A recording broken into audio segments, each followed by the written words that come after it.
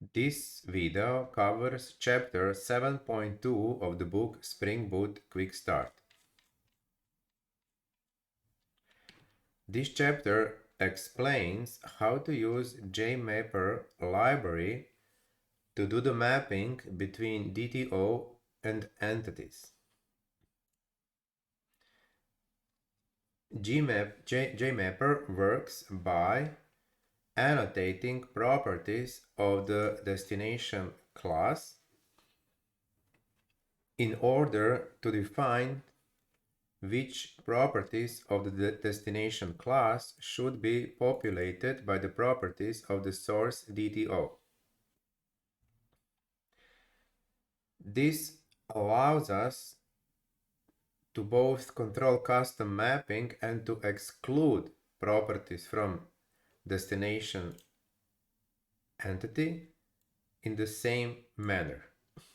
So here is a very quick example, a code snippet that shows how JMapper can be used. So here is our source DTO with its properties, and we want to use JMapper to create author entity and to map these two DTO properties into these two author entity properties. In order to do the mapping, we need to use JMap annotation on the destination properties which need to be populated. With this annotation, we are telling that the destination property author, a name, should be mapped to the DTO property with the same name, which would be this one. And this annotation here that has this additional parameter says that this author property should be mapped to this DTO property, and this is this property. So when the names of the properties in DTO and entity are the same, we only need to use JMap annotation without any additional parameters. But if the properties in the DTO and entity have different names, then we can use JMap annotation to specify the name of the source property, in this case author age. After we have mapped properties of our destination entity, then inside the controller, in order to use JMapper and to actually do the mapping, we need only these two lines. So with this line, we are creating an instance of our JMapper by specifying first destination entity and then our source DTO. And then we can use this instance of JMapper by calling this method, which as input parameter uses a source DTO to create an instance of our destination entity author. We will now go through an example that demonstrates this in more detail.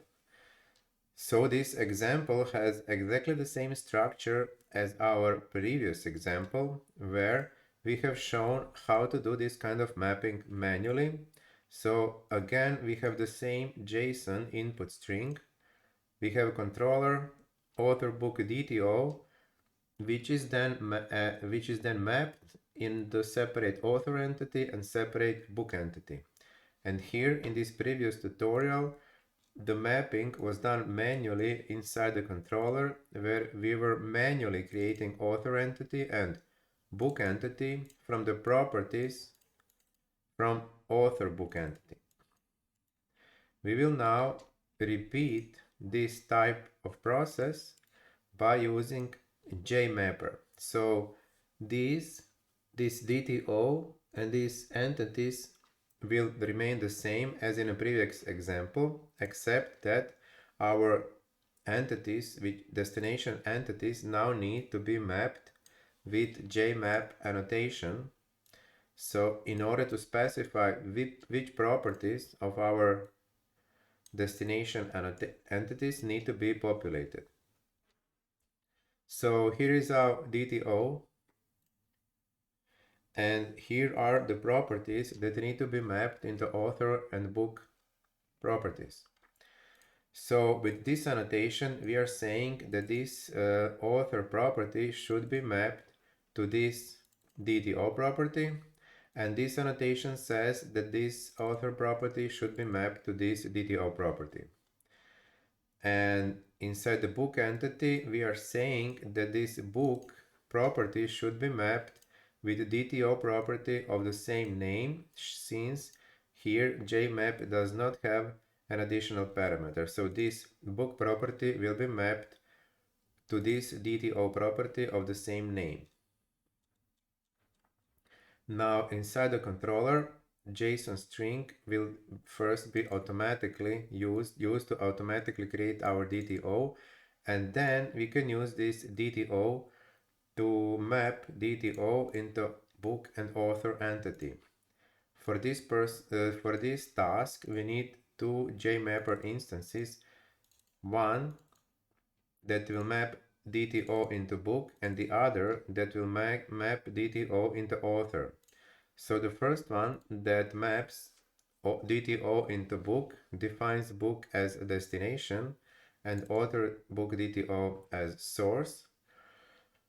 And the second JMapper instance, which is used to map DTO to author, defines author as a destination class and the DTO as our source class.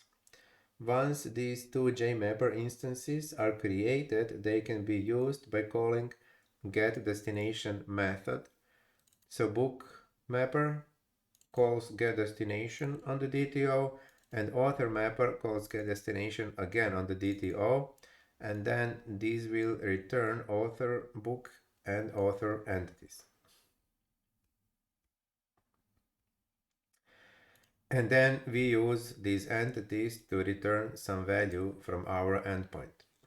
We can test this application by using Postman to generate HTTP post request and to call this endpoint's URL, and then to insert this JSON string in the HTTP request body. And our controller, our endpoint, will then return this string, which is constructed by using entities which were created by mapping DTO into these entities.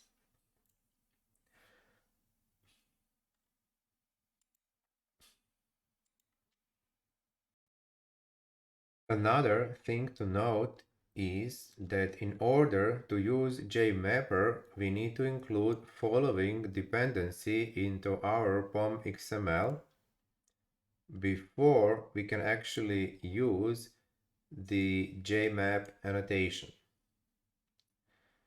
And when creating our Spring Boot project, we can include Lombok dependency in order to be able to use data annotation which generates setters and getters, which are needed for JMapper to properly do the mapping. So our entities can be annotated with the data annotation, or you can create those setters and getters yourself. But in our example, we are using Lombok data to create those getters and setters automatically for us.